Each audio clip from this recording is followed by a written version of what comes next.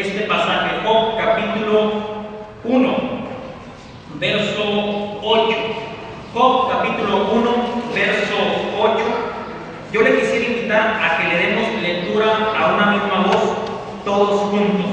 Amén. Amén. Dice la palabra de nuestro Dios así: y Jehová dijo a Satanás: ¿no has considerado a mi siervo Job, que no hay otro como él en la tierra, varón recto, temeroso de Dios y apartado del mal? Y dijo Jehová a Satanás: ¿no has considerado a mi siervo Job, que no hay otro como él en la tierra?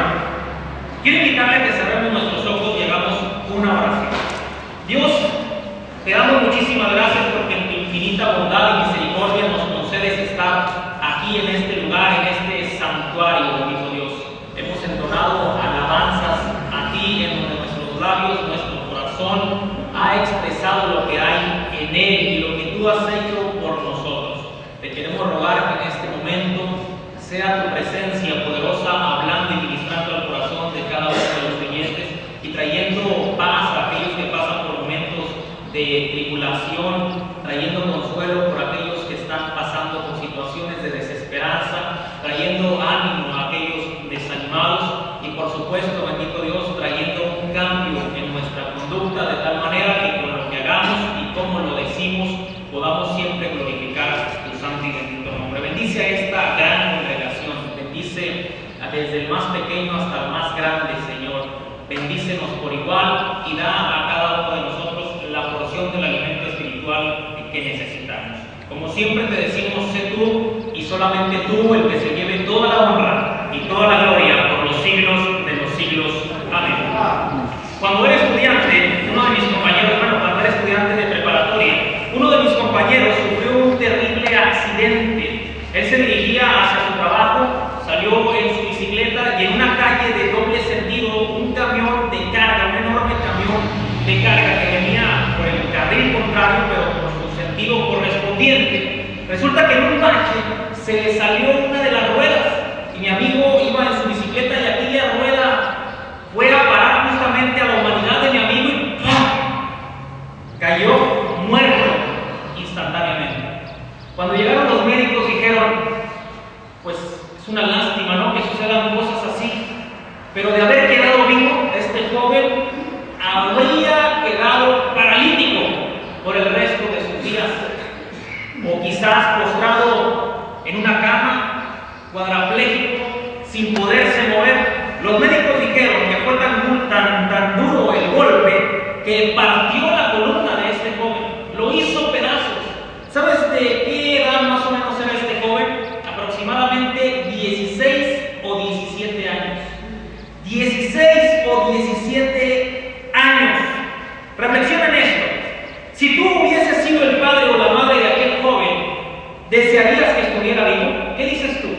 Si tú hubieses sido el padre o la madre de aquel joven, ¿desearías que estuviera vivo?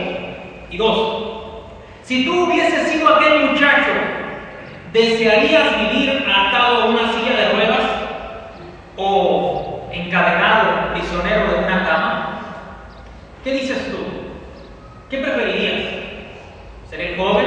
¿Ser el padre?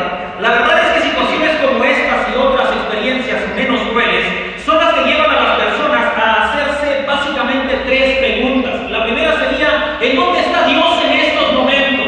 ¿En dónde está Dios en estos momentos? La segunda sería: ¿y por qué a mí? ¿Y por qué a nosotros? Y la tercera sería: ¿por qué de esta manera? ¿Por qué de una manera tan cruel? Extrañamente, nunca las hacemos cuando estamos en la cumbre del éxito, sino cuando estamos en el lecho del dolor.